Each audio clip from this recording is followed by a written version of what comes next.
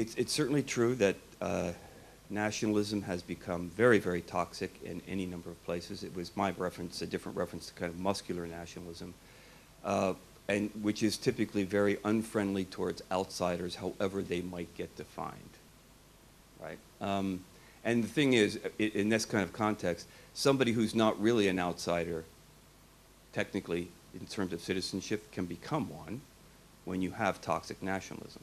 So people who might otherwise, and we see this even happening in Malaysia, where certain people who have been here generation after generation after generation are often, their loyalty to Malaysia is sometimes questioned. It's a way of playing race-based politics, and it happens, and it happens in a lot of places. Unfortunately, my president has participated in this, and it's almost like, it's not, he hasn't caused it, but they've set loose this kind of, what I consider to be a nationalist disease in many, many countries where no one is very fearful of it. It's not that the US sets the pace for this, but we can certainly allow it and give permissibility to it in ways that are unfortunate. And I think my country is guilty of that. I'm not taking responsibility, but I think my president should.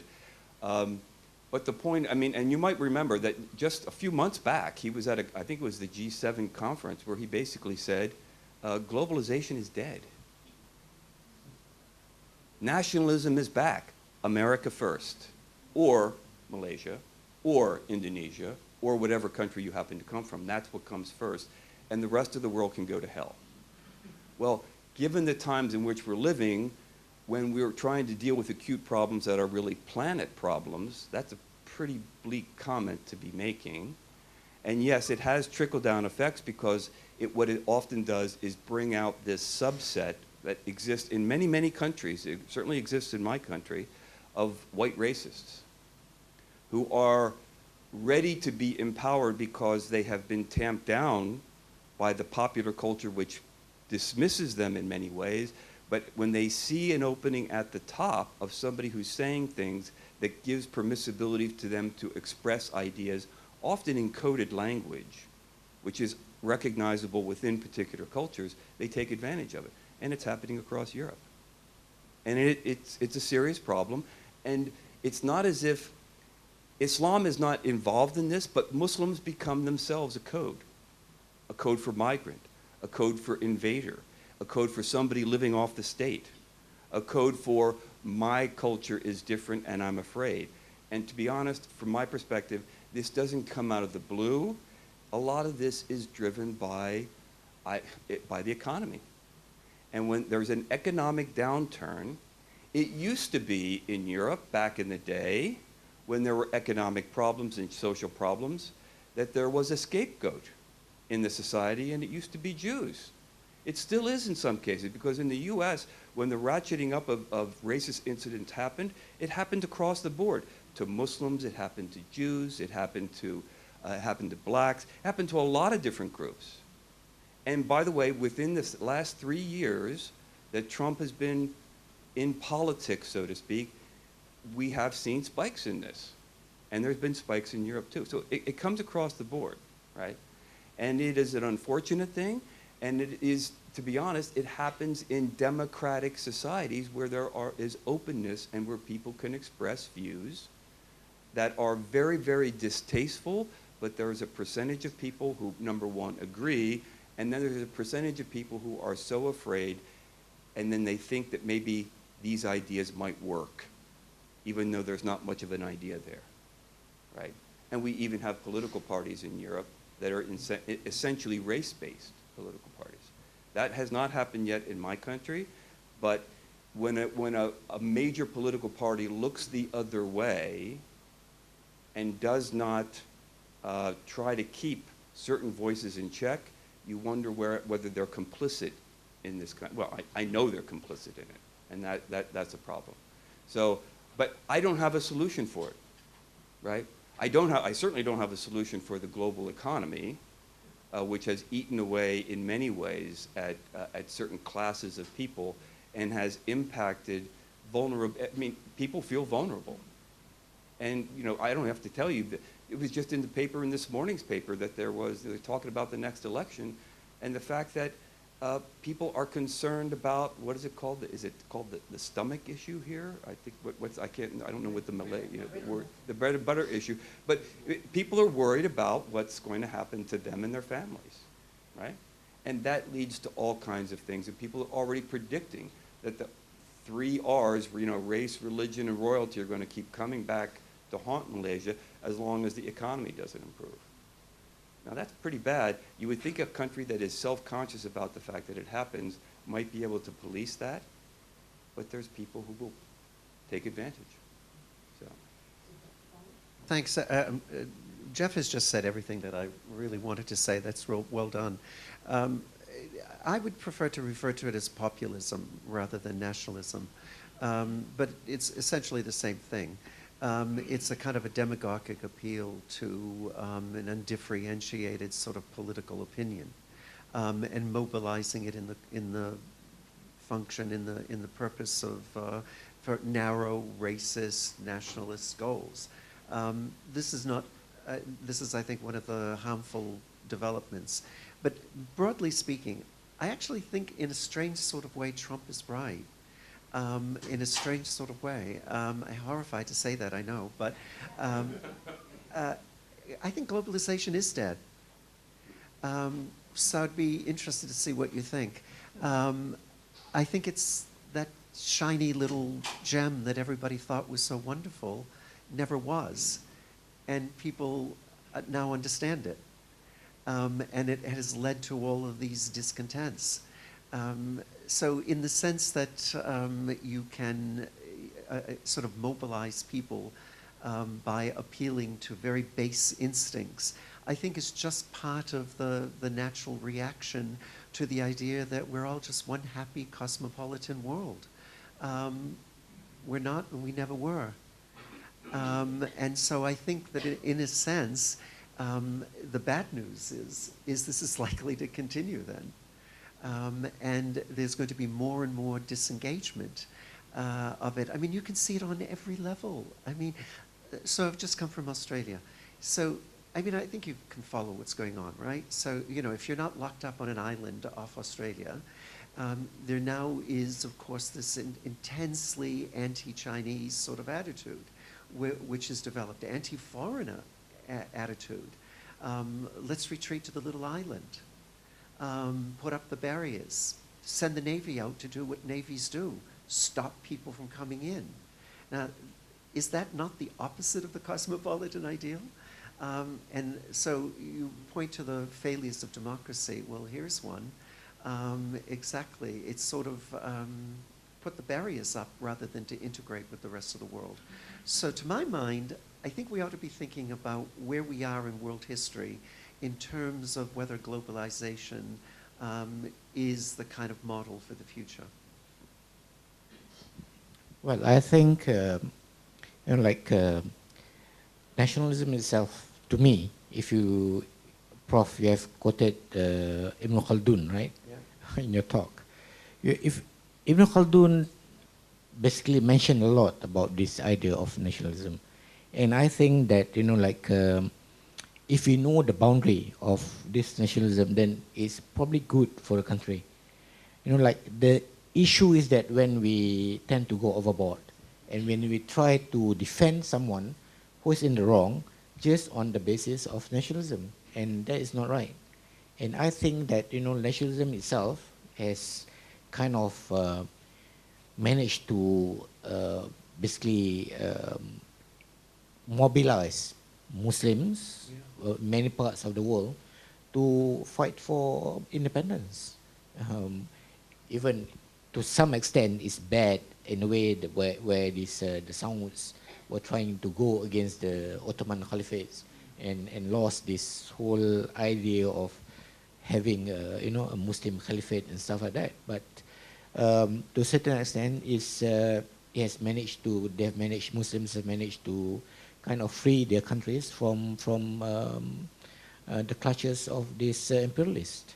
And I think that we have to be cautious in this particular area, and I think that the most important thing is to try to mediate and see what's the best way to go forward in this area. Yeah. Can I just refer to that? I mean, you see this line of thought in Islamic political thought that, patriotism is good, but unbridled nationalism is bad. In other words, it's the Asabiya argument of Khaldun, exactly. What's wrong with solidarity? What's wrong with a kind of an attachment to sort of a kinship group? Whether the kinship group is a family or an ethnicity or a nation, what's wrong with that? It's when it becomes totally defining, when it becomes exclusivist, then that's the problem. So you're right. I'd like to ask the three of you that, okay, you're all esteemed academics, you've spoken publicly in the media and all that. So, and in this room, I believe that, there's a mixture of students, activists, concerned Malaysians, or friends from overseas. I think we're all a privileged lot. The fact that we're able to think, articulate, go out to the streets and say, look, this is right, this is wrong. But we haven't really addressed, basically the elephant in the room, the vulnerable communities who are very divorced from these discussions and don't even know what to do. Who do you think they are? And who are the stakeholders that we all have to engage with? Who do we strengthen our relationships with, apart from the state, apart from businesses who probably have a reason as to why they're pushing a certain, Islamist/Christian business agenda? I'm going to sound like an elitist here, so apologies in advance. Clearly we need to be concerned about those who aren't as maybe as fortunate as us or as well educated or articulate. Absolutely. And in other words, this is the whole point of what we've been talking about in terms of kind of the whole boat must rise up, as it were. The whole society must develop together. But in terms of how to push forward in agendas, there I think we have to rely upon and hope for that we have progressive, articulate advocates.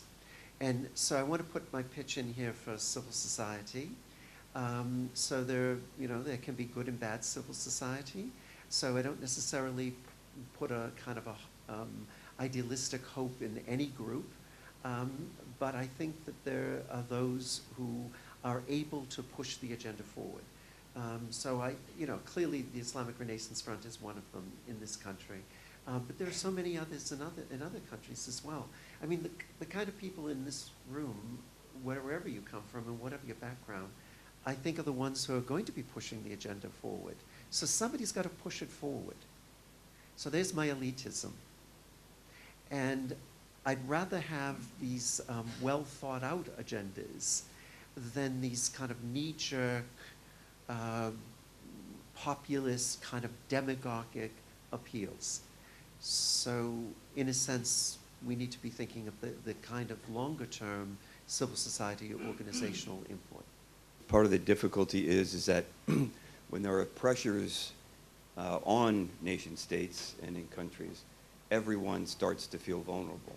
And then it's a matter of whose vulnerability gets addressed, right? And of course, the bottom line is it's typically the majorities, because especially in a democratic context, it's the majority that votes to get its own vulnerabilities met. But in the long term, clearly, I think it's the responsibility of that majority to look beyond itself, to address the needs of all people, and not to try to play identity politics or race-based politics or religion-based politics and divide a citizenship and divide a citizenry that is really necessary to keep a country going. And that is, again, I think that's difficult to do in contexts where it seems as if everyone is concerned about being a loser, right? When I think, and I have to say, I'm guilty of this myself. When I don't get a raise, I think, oh my God, that's abusive of my university. And yes, they are abusive, by the way. They're terrible people. The board of directors are, I shouldn't say that they're paying my way here, but in some ways, but I complain and I moan, but that's what people should do. That's in some ways, that's our job in life, is to complain and moan and try to improve things.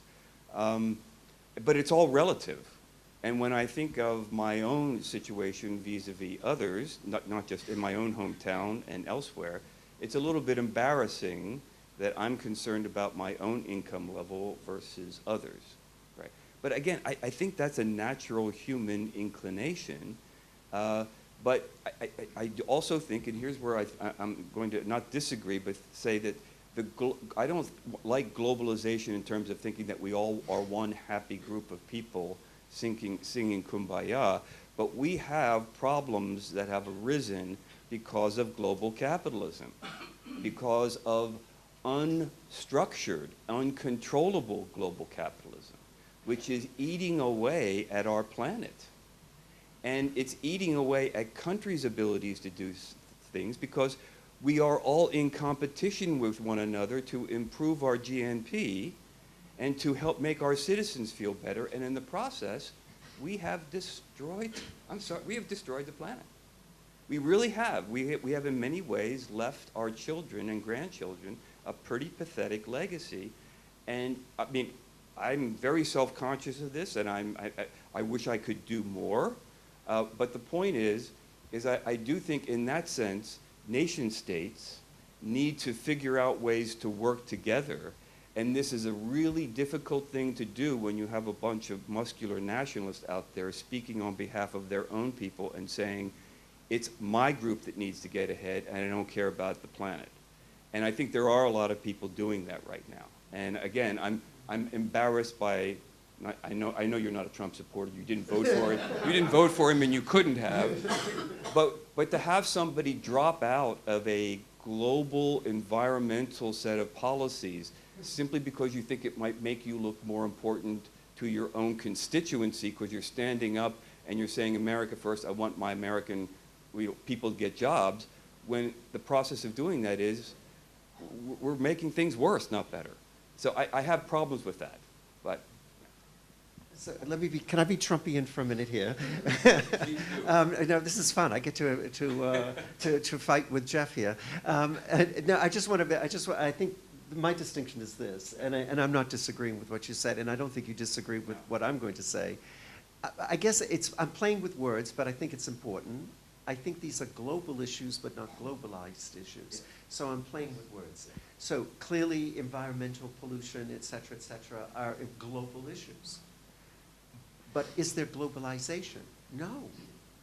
I mean, the fact that Trump isn't doing it, the fact that the Paris Agreement is a total mess, the fact that Australia decides that it's better to keep producing coal than to be a responsible member of the international community, is to my mind, a suggestion that globalization doesn't occur, and the disjunction between the global issues and the lack of globalization to address them is the great crisis of our time.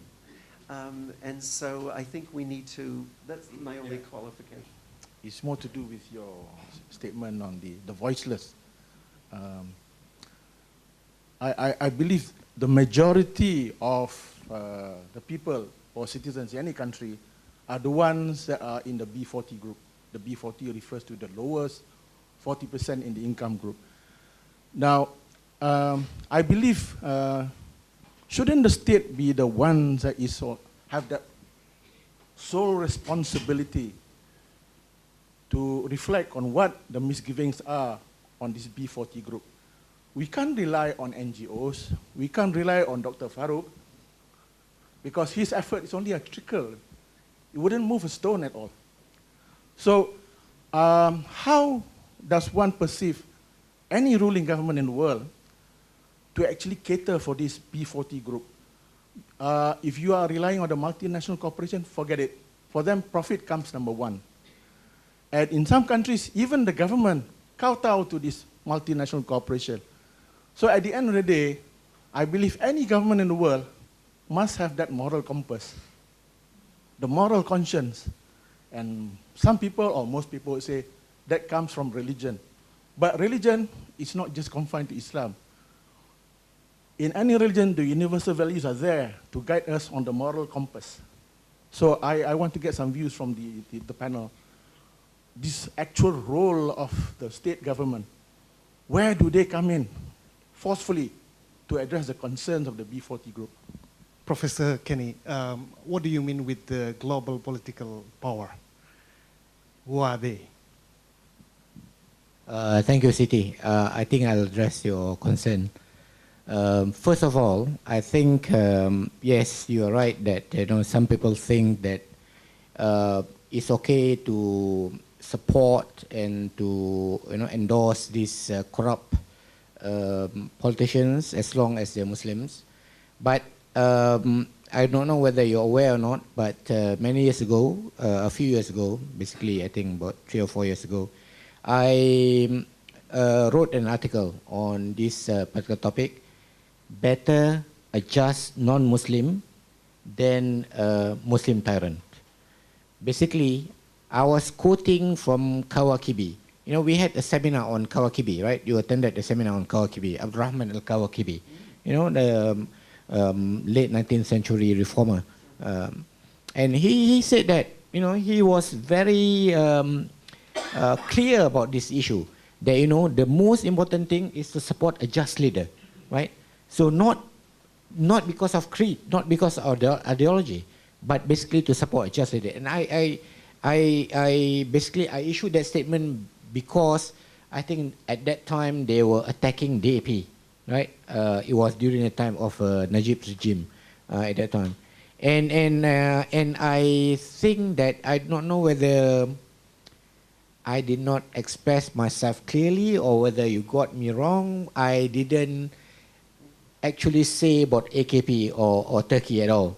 To be honest with you, I was talking more about Tunisia. And I understand why you said that New Zealand is a better, is a model of an Islamic country. Yeah, it's true, based on Hassan Askari and his friend from the George Washington University, who made how Islamic are Islamic countries. They look at all the countries in the world, and of course, New Zealand came up top, right? But I think that I was trying to explain in terms of, we're not looking at these values, but looking at, because whether we like it or not, we are a Muslim majority country. So I wanted to look at a Muslim majority country that we could emulate. And to me, it is still Tunisia. This Ennahda, they lost in the election to Nida Tunis, right? He stepped down. He didn't go to the streets and demonstrate about losing election or anything like that. So he realized that the most important thing is for democracy to live, and I think that the best form of democracy is when we are able to basically give voice to the voiceless, and that's what you're saying. And I think I want to take your question. So can I take this question? So, yeah, all right. About the B40, yeah. I think the most important thing now that I think I gave a talk at ICS in Singapore, and I spoke about this B40 thing. In Malaysia, B40 is approximately less than 3,000 ringgit per household income per month, which is equivalent to 1,000 Australian dollar per month. Yeah, household income. We're talking about household income, and I think that the most important thing now is for the government to look into this issue. And we have economists over here, a few economists. My good friend and Prof. Aslam over here. And I think that we have to address the issue of this income inequality, about trying to reduce the Gini coefficient, we call it in economics. And I think that the best model that probably we could emulate would be the Scandinavian countries, because they have the lowest Gini coefficient. And I think that we have to think about it, and probably we have to move away from this neoliberal agenda of the current government. Whether I do not see any change in terms of economics from Najib to the current government. It's the same neoliberal agenda, and I think we have to move away from that. Yeah, that's all. Thanks. With regard to the first question, I see exactly what she was saying. I hate to admit that New Zealand came out on tops on that. It's sort of the Malaysian-Indonesian thing, So you don't want to make any concession to New Zealand here. But I get the point. And I think the way you put it is exactly right. In other words, I think myself agree with you that the no compulsion in Islam ought to be a governing principle. I was reminded of when you were speaking of the famous Muhammad Abduh. And Muhammad Abduh went to Europe, one of the great thinkers, and he said, I went to Europe and I found no Muslims, but I found Islam. And I returned home and I found Muslims, but no Islam. It's quite a profound comment in many ways, which is a kind of comforting idea that there can be various places in which Islam operates, but we also ought to think about ourselves. So I take your point. On this gentleman's point about the state, the role of the state, and I'm not going to talk about the specifics of Malaysia, etc. I totally agree with you that it's a question of morality of those who govern us, and this has been the principal point of political philosophy of any tradition. How do you get the virtuous ruler? How do you get the philosopher king in the Platonic sense? How do you get somebody who rules over us who is worthy of us?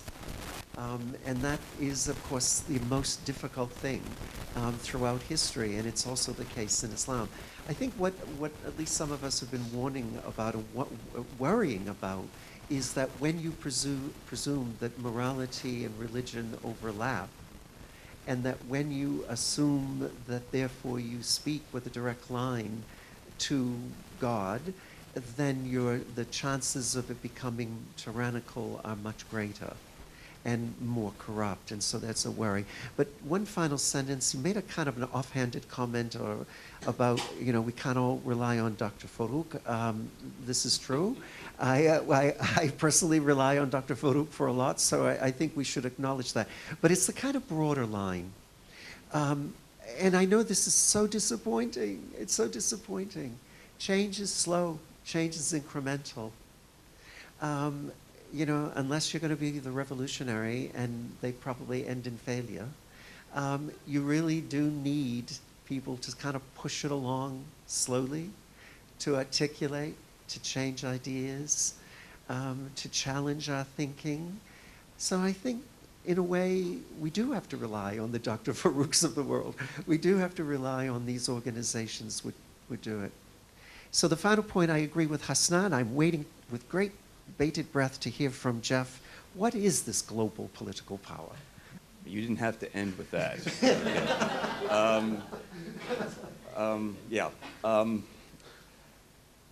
I found it interesting that you're asking the question about religion and morality and the role it plays in states being concerned. Unfortunately, I don't think a lot of states are being driven by morality. And the national politics makes that very, very difficult. The competitive politics of nation states, I think, makes that very difficult for states to be driven by. They often couch what they're doing in those terms, but the bottom line is, I think, something quite different. And what's interesting to me is the comparison with what Dr. Farouk said of those countries that they should be modeling themselves after, the Scandinavian countries, which are the most secularized countries, of course, in the world, where you find people who, while there might be national churches, they're not very religious at all. But of course, they have it easy. Their populations are small. They're often monolithic populations. So those people living in very pluralistic societies with larger population groups have a challenge. And that is how to make sure that the bundle of goodies that comes from the state or that percolates up from the economy is really distributed fairly among everyone. And that is a challenge. I don't care how democratic and open anything is. The competitive nature of politics, representative politics, whatever it happens to be, makes that very difficult. And I don't really want to say, quote something like, the poor will always be with us, but damn it, they will be. I'm sorry, they will always be with us, but you have to keep doing things to try to address that along the way. So that's it. I could skip the global politics question. I'm not trying to make it appear as if there is some kind of entity out there that is making decisions. My point is with a globalized mindset, which I think that many people have more now today than they did a decade ago, than they did 2 decades ago. That doesn't mean that everything, you know, that somehow everybody is a worldly cosmopolitan. That doesn't mean that. But it certainly does mean that there are far more worldly cosmopolitans now than there ever have been. And that's probably going to continue to increase.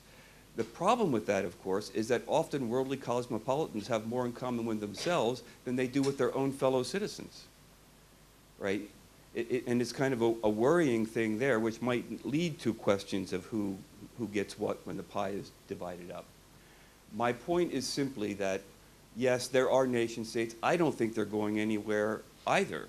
And I actually teach a course on globalization. I know it has nothing to do with religion, but you know what, it does.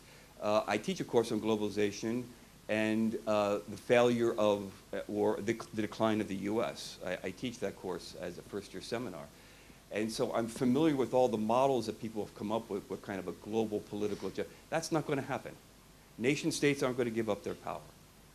And just as there's competition within nation states, there's going to continue to be competition among nation states. But that has certainly becoming more aware of the problems that we have created as nation states, right? And as consumers, I think that awareness has to come through with the way in which our leaders make decisions and, yes, concessions, and the way we speak and the way our leaders begin to talk to our populations about the way we need to check our greed, check our consumption. I'm probably preaching to the converted here, and I need to preach to myself more because I'm part of that problem. But it has created one of these snowballing effects that it's hard to stop. And it's even harder to stop when no one is even paying attention to or when people are denying that there is a global issue here. And when they're only focused on the nation state, and when it is America first, or name whatever country that you want. Because you know you have to get elected again, right? And that's the wise thing to say. Because if we keep saying that, there isn't going to be much of a nation state or a planet. Right? And I think and I can just tell you this, because I'm very sensitive to this as someone who's currently living in Indonesia. Please stop burning your trash. Please stop burning plastic. It is, and please, America, stop sending plastic to other places to be burned, to ruin the environment of other places. This is a global problem, right? It's a global problem. If the word religion is not a deen, then my question is, what is Islam? So I raised this question upon myself for many months. And now I form a conclusion. What is Islam? Islam cannot be derived from by saying La ilaha illallah Muhammadur Rasulullah. It doesn't make you a Muslim. So Islam is results, is a result of implementation of the teaching of God. Whatever stated in his kitab or Al-Quran, you follow strictly, you implement those teachings, then you have the results. That result is called, to me, is Islam. Therefore, if any state in the world today that do not practice, do not implement the teaching of God, then none of them are Muslim. None of the state are Islam. So there is no Islam in this world if you do not implement the teaching of God. That's why. I agree this because of the ayat in Surah Al-Imran 3:20. This ayat is mentioned about following the teaching of Al-Kitab. If you turn away from this teaching of Al-Kitab, then you did not get so-called guidance from God. If you don't get guidance from God, then you remain astray. So that's it. So the majority, the main things of Islam is basically following and implementing strictly the teaching of God, which is, to me, if it comes to the law, is basically is adil and equity, justice and equity, adil and bil qist. I would like to touch a little bit about the question raised by our friend just now with regard to the majority of people who are deprived from this session. Of course, it is the duty of the state to give a true knowledge, the true knowledge to his people, to their people. The true knowledge is the true meaning of whatever given in the Al-Quran, in the Kitab. So that has to be the duty of the state. But majority of the state do not want to teach the truth to their people. In Islam, in Malaysia today, we only been taught about Quran is the song, singing of the Arabic verses. That's all. Without understanding a single word. So that is the majority today. In the Quran, there are so many words that mention afala tatafakkaru, afala ya'kilu, afala ta'kilu, afala ya'kilu, afala tatafakkaru. Why can't you use your brain? So it is the duty of every mankind, every person, every individual to use your brain. There's no such thing that you are going to say, I don't know. You have to work for it to understand and to know. Okay. So that's thank you, my sir. sharing. Yeah. Thank you very much. To the panelists and salam sejahtera to everyone else. My name is Un. Stand up, okay, no problem. I come from Shah Alam, which is about 30 kilometers southwest of here. Okay, I'm in my early 70s, and when you are at that age, you can't help but notice trends. Okay? I lived and worked in Indonesia for 6 years in the 90s, based in northern Sumatra, just next to Aceh. Okay? And at that time, you can hardly find any women there covering up their heads. On and off, I still go back to Indonesia for business, and I see there are many more women in Indonesia now wearing the tudung. And you also have President Jokowi, when he was running for election, he had an ulama as his running mate. So you see the trend there. And coming back to Malaysia, for the first time at the Tanjung PI by-election, which just happened not so long ago, and if you were there, you hear the UMNO election workers shouting Allahu Akbar. When before they had all been shouting, Hidup Rakyat, Hidup UMNO. No, this is true. This is true.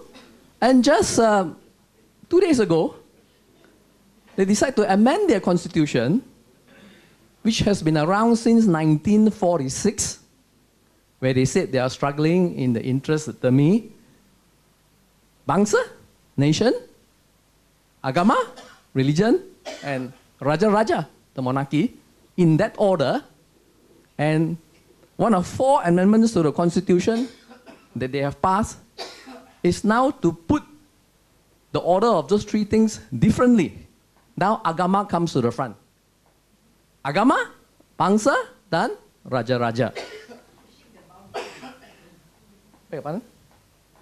Anyway, then you have the president of a party,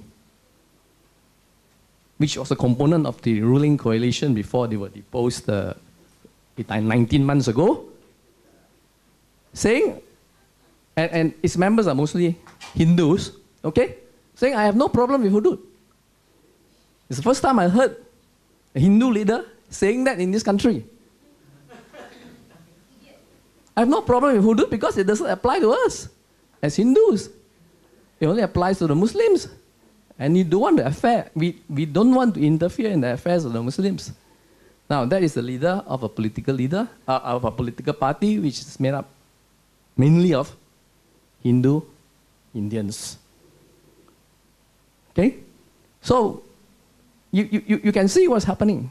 And it's like Professor Kenny says, you have a political party, an Islamist party, which was formed in 1951, 5 years after UMNO, okay? And it is written into their constitution what they want. Okay, Islamic State they want. Who have never deviated from that in the last 70 years. And like you say, they have been able to organize themselves. They've been able to push as a kingmaker for many things for the sitting government to do in their interest without them coming into government.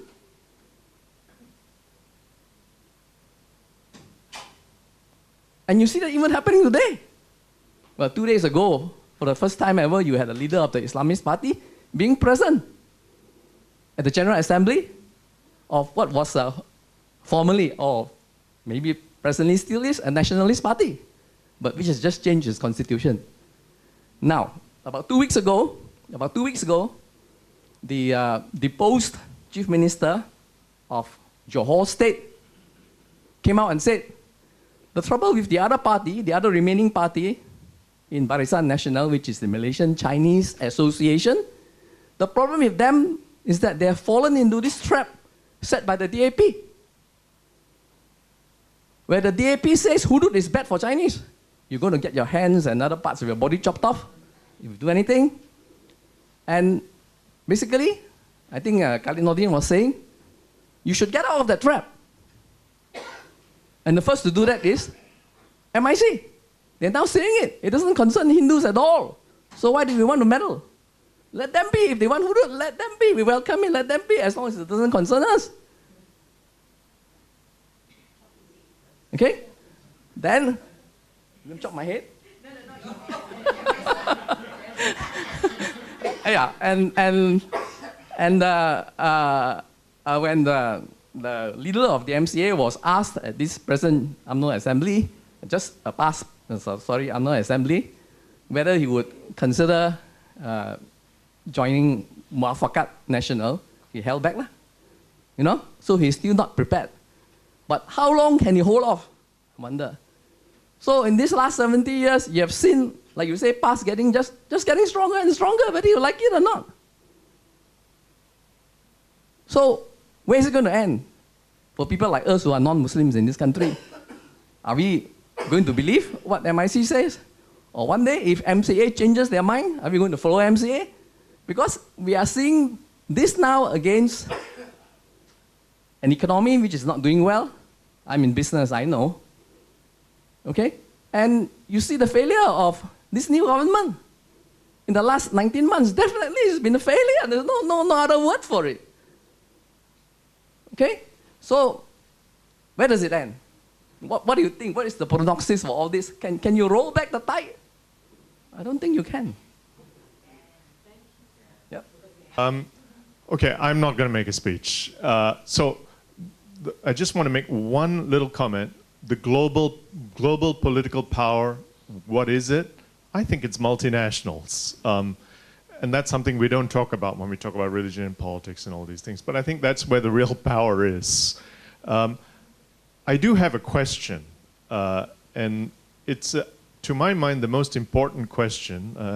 And I did speak with Prof. Kenny about it this morning, but I want to put it to the panelists and to the room. I'm a minority in this country. I'm a minority in many ways. But every time there is discourse on religion and politics, someone will stand up and, as the gentleman did earlier, use a lot of Arabic words and so on. And of course, I'm clueless about what all that means. But thankfully, sometimes it's explained in English. So it seems like it's very important when speaking about religion and politics in Malaysia, particularly for my Muslim brothers and sisters, to keep referring to the texts. Well, we know what happened to Ahok in Indonesia when he tried to do that. And our problem is this. I am really concerned about all these people who talk about Sharia and hudud and cutting off arms and all these things. And I'm certainly not in line with these MIC guys who say, I don't care. I care when people like Amri Chekmat disappeared because he's a Shiite.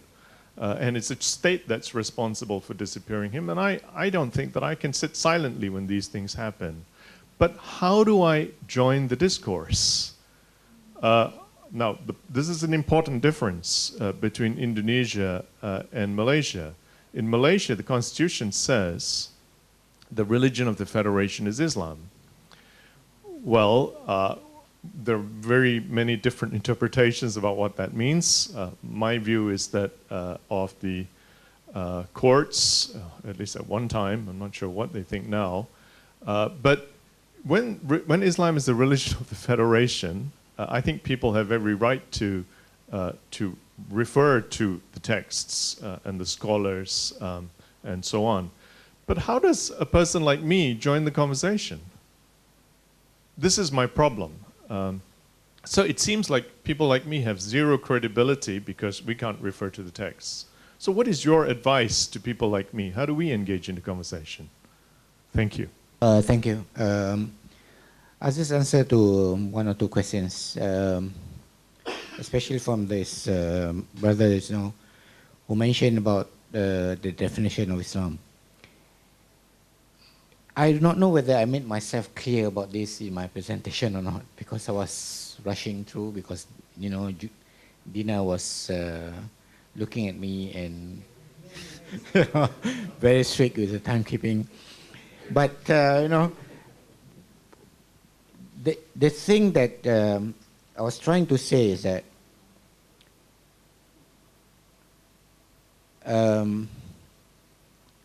you could not find many verses with regard to what is considered as how to govern a country, for example, right? In fact, the term ad-dawlah is not there in the Quran. You cannot find the term ad-dawlah. There's no ad-dawlah in the Quran. The concept of an Islamic state is a modern concept. It only appears after the fall of the Ottoman Caliphate, right? After 1924. So it just, it was being coined by a few scholars and it came up to us. So by saying that, you can only be a true Muslim or Islam or whatever if you implement what is there in the Quran is not what is wanted by God in the Holy Quran itself. Al-Quran is a guidance for us, right? It guides us to be a person who basically submit to God, right? We submit ourselves to God, meaning to say that there are issues that would require us to utilize, as I mentioned just now, ad-dini and as-siyasi, muhkamat and mutashabihat. This is very clear, right? So if we say that everything has been formulated for us, means that there's no point for us that the verses you quoted just now, afala tatafakkarun, afala taqilun. There's no point. Why should God ask us afala tatafakkarun, afala taqilun if everything is there in the Quran? There are only 6,236 verses in the Holy Quran, right? 100 and 14 surahs in the Quran. The Quran is thinner than the Bible, thinner than the Bible. So you cannot say that everything is there, and this concept which I'm going to talk this afternoon about Islam huwa hal, right? Islam is solution, is basically more of a political kind of. Yeah, it's a slogan. Yeah. It was coined by the Islamist to mention about it. I'll talk a bit more in the afternoon about this particular slogan, and I think that for us to understand that to submit to God, to be Muslim is basically to live the moral life as a Muslim, and that's more important than anything else. And I don't see that there's a need for us to go ahead and try and implement something which is impossible for us to implement in this world. But what is more important is that, like what Ibn Qayyim said in Ya'lamul Muwaqqi'in, is that the entire reason for Sharia to be a source of guidance for us is to establish justice on earth. How could we establish justice when I've given an example just now, when any implementation of what we consider as God's laws would lead to injustices, right? So that's what I have to say. And I think what else? Yeah, about what you mentioned just now about the changing trend, was it? Why? And I think it's for political expediency. That's all. And the whole idea that if an Indian leader would say that hudud laws would not be applicable to us is basically his misunderstanding about the Constitution. Because as Siti Kasim here, she's a lawyer, we would argue that, based on Article 8 of our Constitution, Federal Constitution, it says that there must be equality, right? In terms of equality means that there cannot be two sets of laws. There cannot be one set of laws for the Muslim and one set of laws for the non-Muslims. So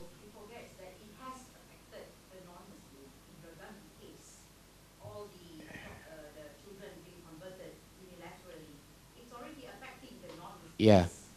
But what I was talking was about the hudud laws that he was mentioning just now. So they cannot be implemented, because if his argument was that he doesn't care because hudud laws are for Muslims, hudud laws are for non-Muslims, it's wrong, right? Because there cannot be two sets of laws. There's only one set of laws, one set of law that is applicable to both Muslim and non-Muslim. Otherwise, it's going to contravene the Federal Constitution. Yeah. Yes. But in Aceh, I see that similar laws still applies to the non-Muslims. No, we're talking about Malaysia. In our Article 8 in our Federal Constitution, it says about equality. Okay? Let me read to you what it says.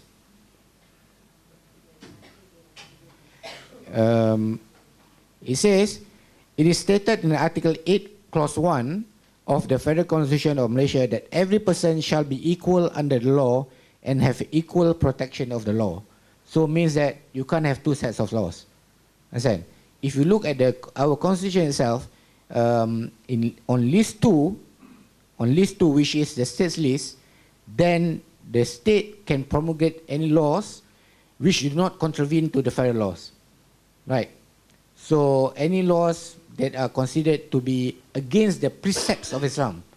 So it means that they can have laws regarding, say, eating during fasting month in public, for example, right? Because that does not fall under the federal law. That's what I have to say. These are all impossible points you're making, and I can see that you're all drawing on the particular examples of Malaysia. So I just don't know. And I accept that it upsets you. But I just want to pull you to a bigger picture for a moment. So I understand that political Islamism is posing challenges. I understand that it appears to be on the rise and therefore infringing on the rights and liberties of individuals. I understand with Rahman that how can I even begin to enter this conversation? And I'm reminded as you spoke, by the way, of the famous philosopher Rorty, who had this very nice phrase, religion is a conversation stopper. You bring up religion and it just stops the conversation. There's just no way you're going to move along. So it reminds us of the problems. And the problems are incredibly significant. I get it. I get it that you think that civility is being undermined. But civility is being undermined in Trump's America. Civility is being undermined in Brexit Britain. So it's kind of, you know, it's a more general thing than just simply Islam, etc. And I also think that, and again, I know this is incredibly unsatisfying to you, but there's got to be a historical perspective here as well. You know, things move along, and things do change. And even I take everything you just said about the problems in Malaysia, Aceh, etc., etc. But I'm somebody who looks at the Arab world, and we've now had Islamists and Islamist movements in power. We've had decades now of people operating in the way exactly as you're talking about in Malaysia. And you know what? People are fed up. You know what? The people are turning away from it. Jeff, in his comments in the course of the conference, pointed to what's going on in Lebanon today. You can point out what's going on in Iraq. You can point out what's going in Iran. People are fed up with being pushed down, the Islam being pushed down their throats. So there does become, and it becomes pretty clear that your PAS, your Hezbollah, your Hamas, they don't have the answers either. And because that happens, there will be sort of a kind of a righting of the imbalance. But I mean, it's just going to take time. It's not going to happen immediately. So I don't know, I understand your concern and your anxiety and your angst, and I can share it in a very abstract way, but I'm also saying that other people have had those problems too, and sort of history moves along. And kind of this conversation bothers me, Raman.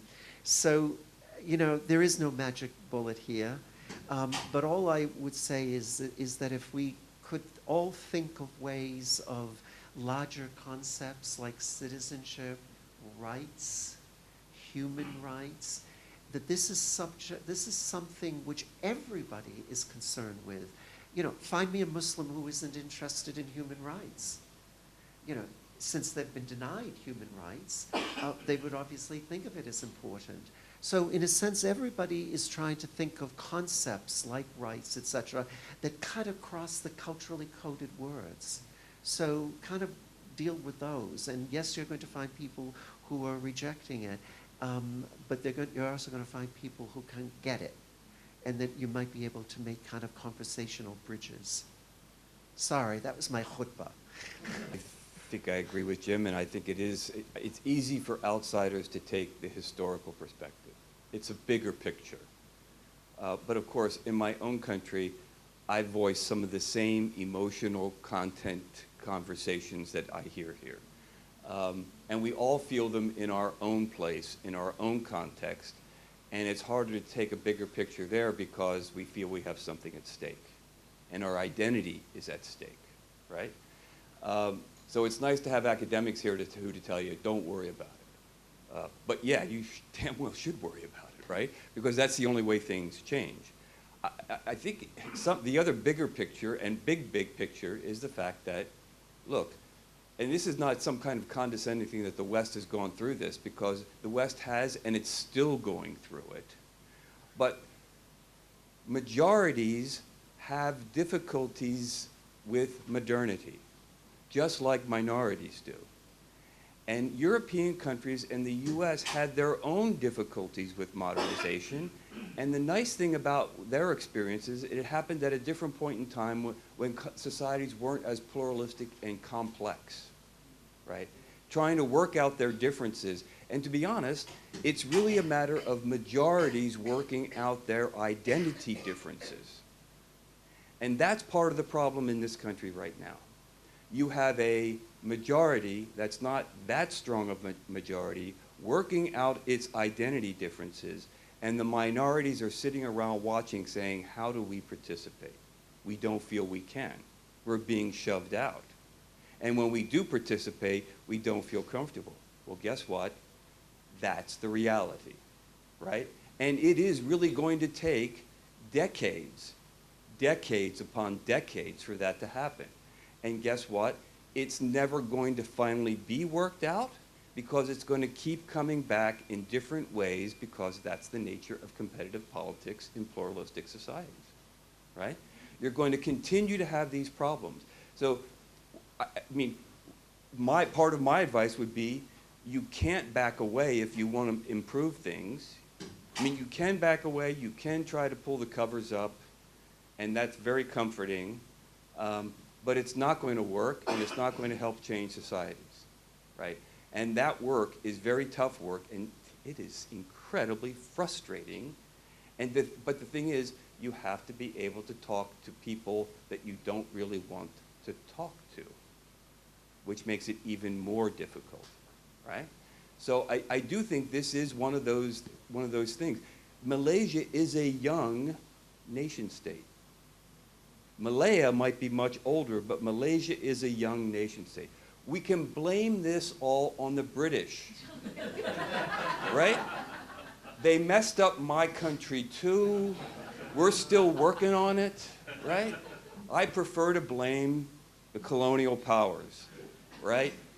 Because they're having their own problems now too, and they deserve them, right? But this is a long-term process, and European countries, think about this, those Scandinavian countries who thought they had it all figured out and were very, very comfortable, as soon as they start to become more pluralistic and let in people who are not like the majority, they have to start working on it all over again. And good for them. Now, the advantage is they're doing it from a position of economic security, and they can handle it better, but you know what? It causes dissatisfaction. There's some discomfort on the part of minorities that are trying to wedge their way in, who are not regarded as real people, who are not regarded as Scandinavian citizens, even though legally they are. And that's going to take, again, generational battles. And that's the uncomfortable reality, which is not very comfortable for people here, which is probably why you're here. And again, when I return to my home country, I will start getting angry again. I'm angry afar, right, about the situation in my own country, and I'll become even more angrier when I return home. And yes, that's the nature of, unfortunately, the human condition. But, hey. Bismillahirrahmanirrahim. Assalamualaikum. Good afternoon.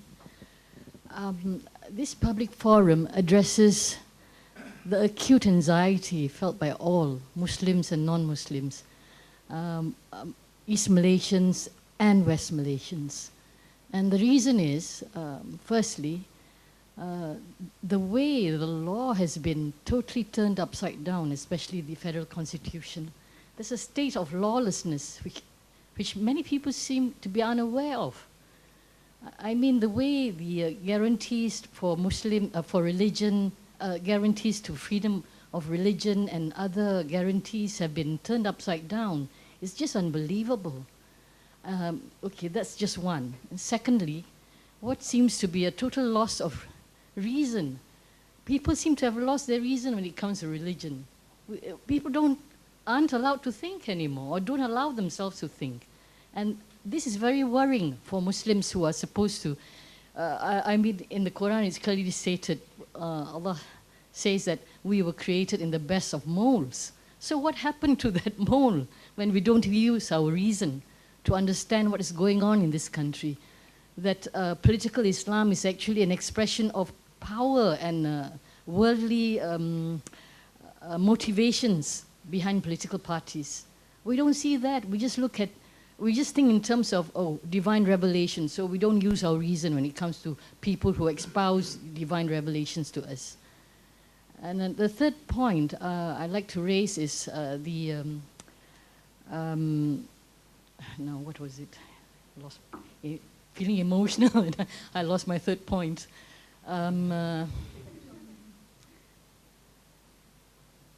I feel that in all the polemics about political Islam in Malaysia, we fail to see that East Malaysia has a big say in this.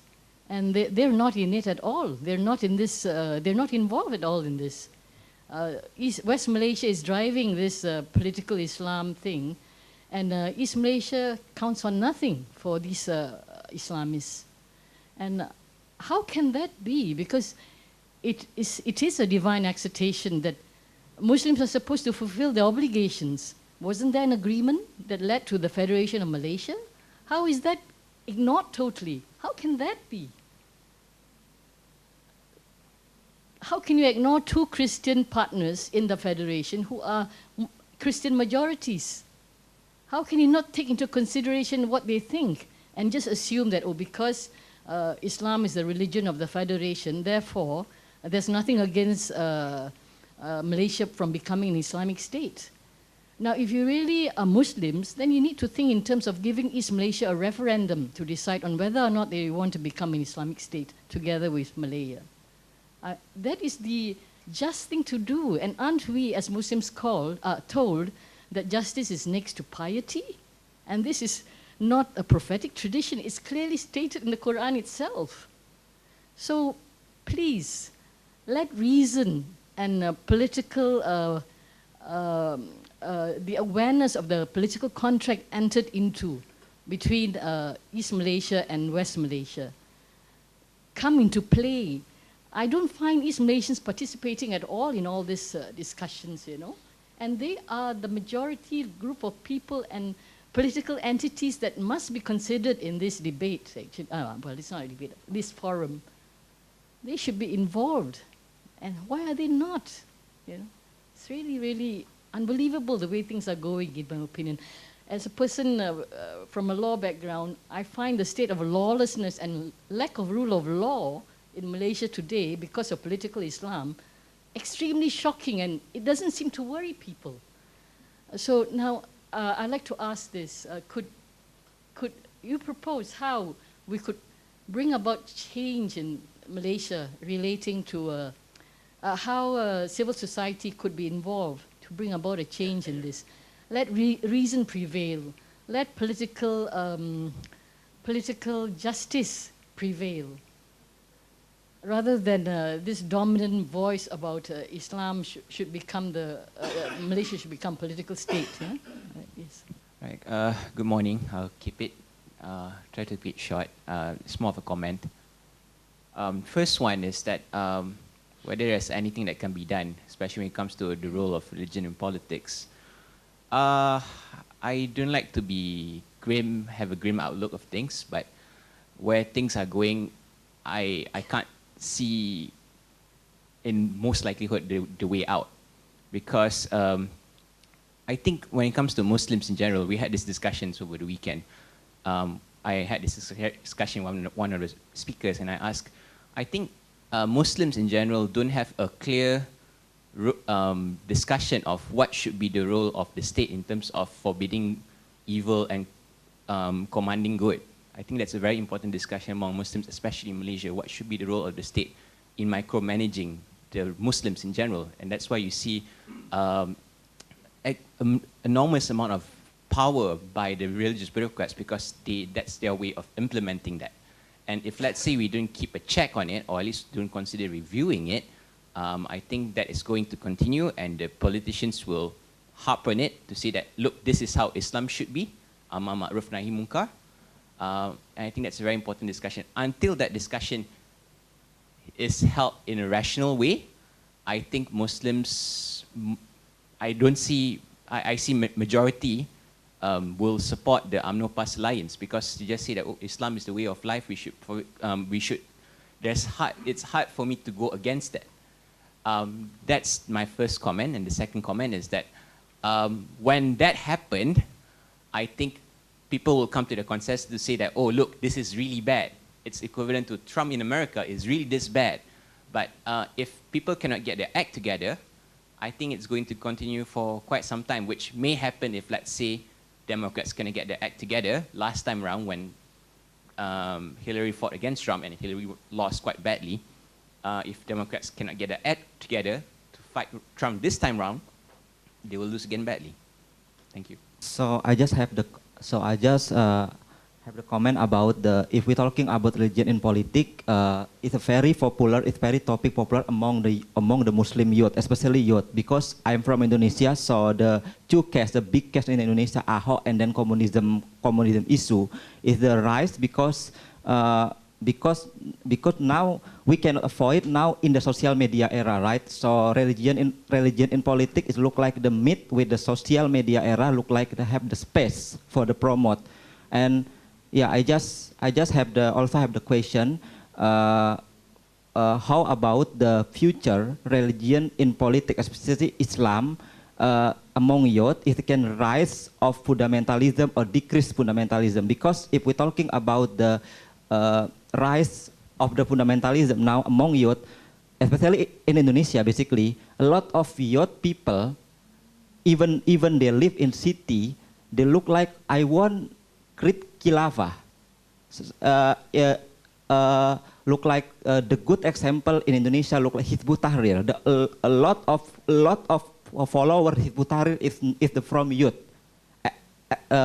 Because I'm also the member of the Hizbut Tahrir until I know it's wrong. So I think this yeah. Now I'm in sub, but now I am become the common enemy in Indonesia. Sometimes people tell me I'm Shia, I'm liberal because I'm quiet from the Hizbut Tahrir. So this is unique for me, especially for Hizbut Tahrir phenomena. Hizbut Tahrir is rise is from the social media, because youth people did not understand about what is really Islam. So they get information from the social media. Sometimes it's that. So I believe khilafah is this a good way. Even in Pancasila, in Indonesia we have the Pancasila, fundamental. It's very fundamental nation for us. But now a lot of youth people in Indonesia, especially in the grassroots, they not believe again with the Pancasila. They think Pancasila we need to change Pancasila with the Islamic rule. I don't know in Malaysia, how about the future about rukun negara? Youth people can still believe with rukun negara or they can replace rukun negara. Look like in Indonesia, they not believe again with the Pancasila. They think the first point in Pancasila is ketuhanan yang Maha Esa, is the goodness is only for the Muslim. Yeah, so this is my comment and also my question. Thank you. I have a very short comment. You know, I'm a Malaysian, but I live very long. I actually went to college in the United States, and I actually live in Australia for a bit. So, you know, being away from Malaysia for a very long time and just returned to Malaysia recently, and like the rest of the people say, you know, it's very concerning how Malaysia is going. And my question is, would it be possible to integrate, you know, the interfaith dialogue even in a public higher education institutions as a way to move forward to address the questions that raised by that gentleman right there? You know, obviously,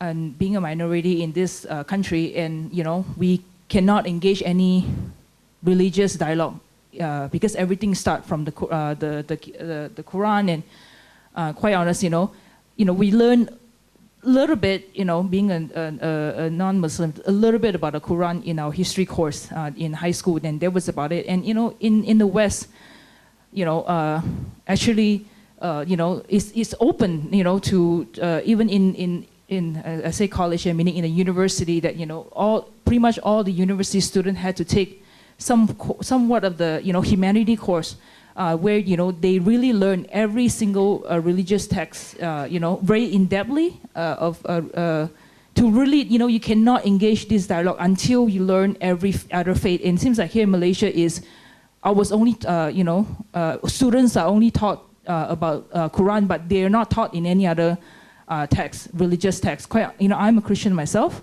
so, you know, it's just like, you know, I don't know, you know, where I mean, I'm quite honest, I'm quite pessimistic myself. I do not see it would happen, but I think this is the best rationale way to move forward is where everyone is exposed to be taught in depth of where every religious text, but not just one text in Malaysia, because I don't think it's fair, you know, when all the Muslim students go to the Islamic, you know, hours, teaching hours, but the rest of the students just, you know, being categorized and going to the moral education class where we learn about moral value, but not every other text. Then how can we move forward in interfaith dialogue in Malaysia, even in Indonesia, or any country, without learning every other text? If you want to strictly learn about religion, and I understand that, you know, the state, the state for the Federation of Malaysia is Islam, but any other you know, my group, we are Malaysian nonetheless. We cannot engage when we are not taught about each other texts. Thank you. Love if Muslims in Malaysia had access to moral education. I think sometimes religious education is, you know, very, very ritualistic and rigid. So it actually would be good to have everybody learning more moral education. I've been trying to get this person's name, and maybe James can help. This person in Brookings Institution that wrote on fundamentalisms in the 90s, and I can't get his name. A Polish Muslim in Brookings Institution. Anyway, the book talked about fundamentalisms, and especially was trying to argue that you can have all kinds of fundamentalisms, and religious fundamentalism is just one type of this. And in that book, he gave lots of examples. The biggest number of violence and destruction and deaths in the 20th century were basically not religious related fundamentalisms. So he was pointing to World War I, World War II, you know, the Korean War, Vietnam War, and then what happened in Cambodia and so on. So my point is, you know, this idea, and it was, I think, implicitly in the presentations, is that a secular system is somewhat better. But I'm just wondering, you know, if you look at that study that was done, it shows that a lot of destruction can also happen if you have a secular ideology that is also having those negative elements where it leads to violence and destruction and death. So I think we are talking about interpretations of religion and maybe interpretations of a secular system that work together for the common good. And I think there must be some discussion that, yeah. So I think in your presentation, the third trend, religion has a role to play, but just what is that role? I think that's where the, you know, the discussion and debate needs to be taken. My second point is, again, in your presentation, you mentioned something about the Protestant Reformation. And this is just a quick question. Where do you think the ideas of that Protestant Reformation came from? You had a dominant Catholic Church and something changed to lead to this. Where did that come from? Because I've asked this question to others and they've given answers, but I would like to get maybe the view of all panelists. Where did the idea of that Protestant Reformation come from? I do think that would be a good idea, but perhaps a better idea is to figure out ways that in Malaysia that people are educated together, that people don't just discover each other in a university classroom, that they actually have interactions before they get there. This is a slow growth process. So, and by the way, the same problem exists in Indonesia. I'm sitting in on classes now at a university where college students are studying the sociological approach to religion. And what's interesting is that their minds are spinning because someone's telling them that their views of religion their views have been socially constructed. And at the same time, they're doing this with people from other faiths. Now, from my perspective, that's an incredibly healthy thing. But for many people, that's scary. And for many people, interfaith dialogue is scary because you're putting yourself out there. And I know this because I've studied and I've read some of the stuff that's come out of Muslim scholars here in Malaysia who believe that that kind of thing will put Malay Muslim youth at risk. Yes, exactly. They will be confused. It's not as if they haven't had religion drilled into them all their lives. They need more religion drilled into their lives, and they need to build walls even sturdier to keep out the other. Well, the other is your fellow citizen. Learning about another religion doesn't mean becoming that other religion. It doesn't mean losing your own religiosity in the process. Can it mean a transformation of the way you understand your own religiosity? Yes, of course it can. And you know what? I'm sorry, from my perspective, that's a healthy thing. Because we do not live isolated lives, even though we sometimes try to. So that exposure, I think, is a good thing. But try convincing people of that, and as I tried to talk about yesterday, even in the US, and I shouldn't even say even, but in the US, we have had trouble instituting religious education of world religions in public schools because Christian families don't want their kids exposed to other religious traditions. They're afraid of the same things that Malay Muslims are often afraid of, right? That my child will become a godless sinner. That something will happen. That they'll go, I mean, and the dialogue that somehow it's drugs, it's sex, it's rock and roll. It'll be all that stuff. So let's set up separate entertainment, right? Public schools are bad. Why? Because everyone's there and my kid will be exposed to this. I think it happens to be a good thing. It's what creates citizens when you know your fellow citizens, good, bad, ugly, right? But instead we have protectionism.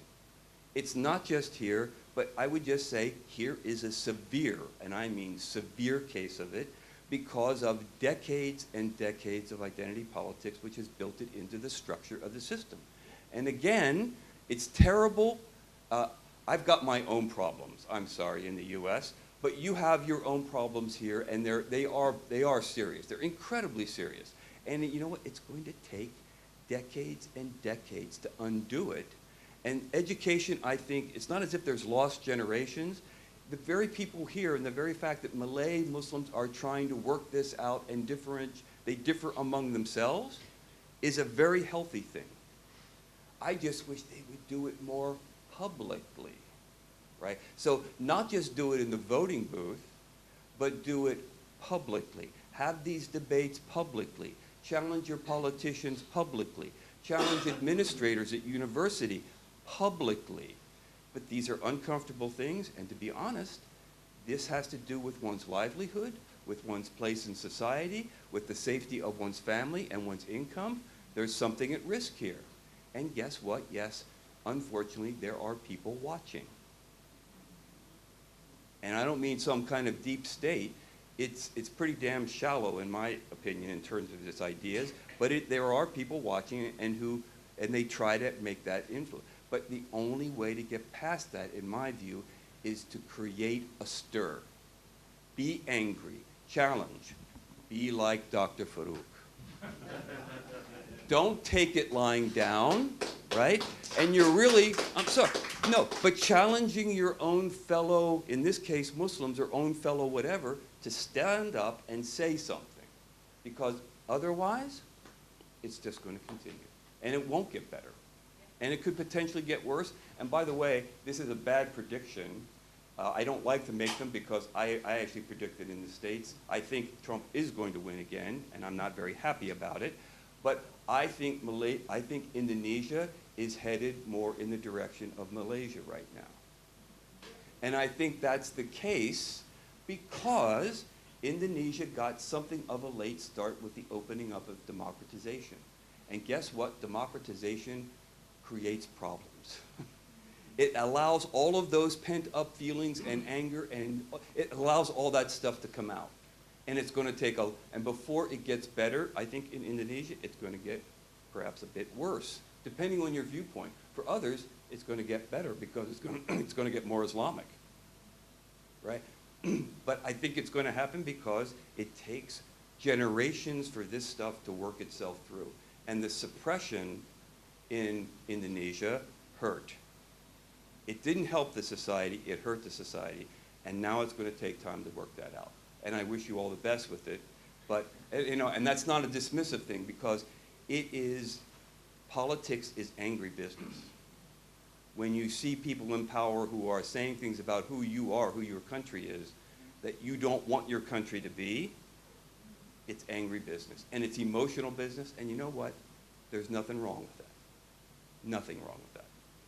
So not disagreeing with what Jeff says, but I find this comment about democratization really interesting because you can see where it creates the opportunities for those to come back. But you could also argue that democratization kind of waters down differences because you have to appeal to larger and larger constituencies. If you're going to win, you don't want to be on the fringes. You're going to have to moderate your positions. So it is just as possible in some ways that while democracy allows for multiple voices, some of them bad, it may also lead to the moderation of some voices by the need to play that game. So in other words, it works, I think, maybe a little, it can work in different directions. So I hold out a little bit more hope for maybe democratization, but I can see that there's an inherent problem. And I think connecting up with the question about youth, it's important. It kind of depends on what the groups are. Kind of depends on how you're appealing to the people who are actually going to vote and then be members of these movements. So I think you're right. A lot of attention has to be put on youth and in a way that they have to have a place to play in the system. And then I think the way the system is organized may help. Aslam's point about, yeah, I think maybe it's ideology. You know, ideological movements. I did say that some secular movements like Stalin, etc., have been pretty bad. How's that for an understatement? Pretty bad. But definitely kind of an ideologically oriented movement of any kind is going to have those problems. So I think let's face it, Islamism is an ideology. So that when it's not Islam, it's an ideology. And that when that occurs, that's obviously going to push towards the less moderate side of it, and that's not helpful. Just a small point about Reformation. It's an interesting argument. You know, it's obviously the reaction against the domination of the church. But here's your stuff. It's actually connected to the peasant uprisings. It's actually connected to the fact that there was real socioeconomic instability of the time. So the poor were fighting back in various ways. So the series of peasant rebellions in some ways goes just in line with the kind of religious reformation. You know, the entire order is bad. Something must change. So it's sort of connected. So the point about forgetting evil and promoting the good, I think is an important point. And it's kind of linked up with what others were saying a little bit. I'm just a little worried about that. And maybe even the point about reason. So I think we all agree that you should forbid the evil and promote the good. We all agree that you should have the right thinking approach to religion. We all agree that reason should dominate. It's just that when you actually think about how you practice that, these things are grabbed by political authorities. These things become manipulated. They become instrumentalized. So the great desire for them is admirable, but the reality is that they often feed into the opposite of what you're intending. So I guess a healthy dose of skepticism there. I think, what you pointed out is very good, and I think the Ministry of Education has to do something about it. I spent the past 2 months teaching my son for his SPM, and I I taught him biology, history, and agama as well. And then, to me, teaching agama was the toughest, because it seems to me like, the syllabus now, he's not from this Tahfiz school or any Arab school or Islamic school, just normal, sekolah kebangsaan, the public school.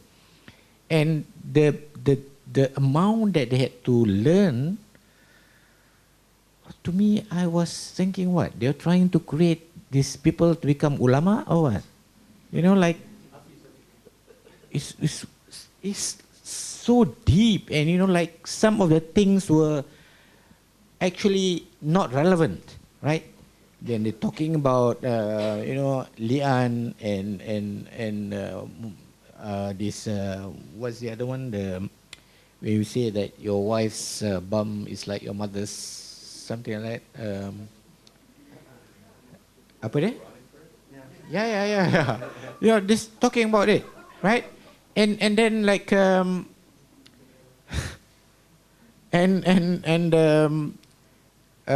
do you call? And of course they talk about kafir harbi and zimmi as well. So they're still teaching this harbi and zimmi, even in this when the government has changed, right? They're still talking about it, and they're still talking about if you're an apostate should be killed, and they're talking about all these kind of things. So to me, if we want to change this education system, it is not about changing the shoe colors or the stockings or things like that. It's looking at the syllabus. What is being taught Islamically to these school children, right? And I think what's lacking is about ethics. And ethics is not being taught at all, and that's very important.